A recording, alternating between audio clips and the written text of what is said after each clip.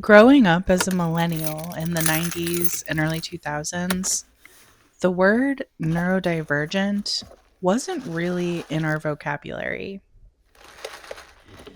Back then, if you struggled with things that seemed easy for everyone else, you were just labeled as too sensitive, quiet, or dramatic.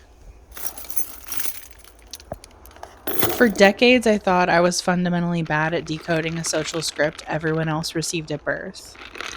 You spend your life masking, forcing yourself to adapt, pushing through comfort zones that feel like survival tests, until constant exhaustion becomes your baseline. Walking into my mom's house has always been one of the few places where that heavy mask can slide off.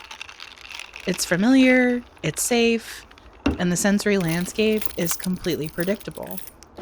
It's a space where my nervous system doesn't have to stay on high alert.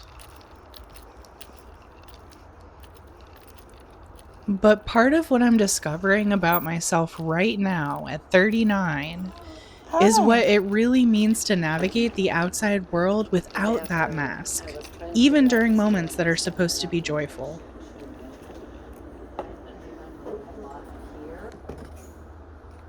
I'm going to do a little flower tour.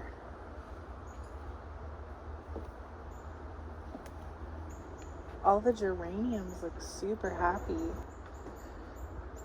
Be nice if we got more rain. What was supposed to be a sweet casual celebration quickly turned into a massive influx of data.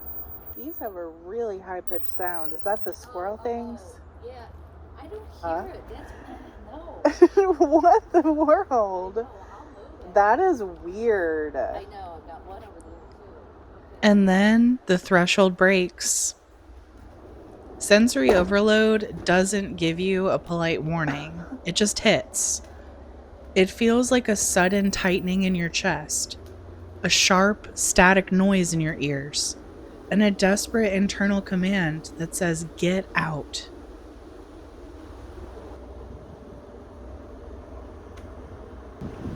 This is nice parking. It's been closed. Is it okay to park here during the It's all weekdays? great. It goes back. She needed me to perform happy and normal when I was physically drowning in the environment. I finally had to just look at her and speak my truth. I told her I couldn't even enjoy the cake because I was having severe sensory overload.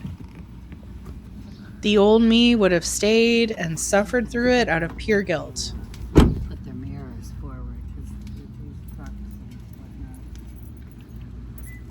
whatnot. But the truth is, I am currently on a deep journey toward a formal diagnosis and coming to terms with my neurodivergence. And part of that means honoring my limits even when it's uncomfortable.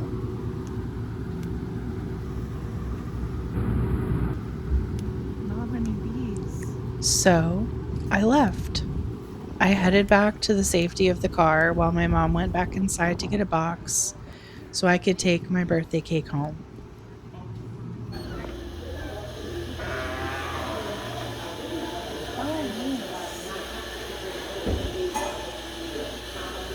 As I stood outside the vehicle, taking a deep breath and looking up at this incredibly calm, wide open, blue sky, the silence felt like a physical blanket.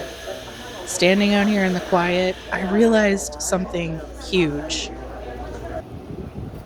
Protect your peace. It's not a failure. Leaving a celebration that hurts your nervous system is an active, beautiful choice of self-care.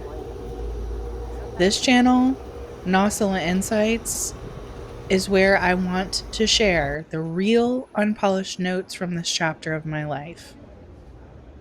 My insights here align heavily with my journey to a diagnosis, my healing, and what it actually looks like to unmask and give up the fight against how my brain is wired.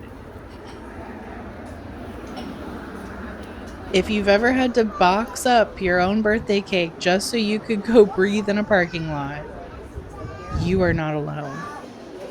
You are not dramatic, and you are doing just fine.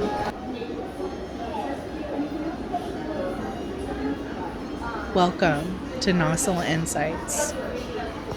Let's learn to give ourselves some grace together.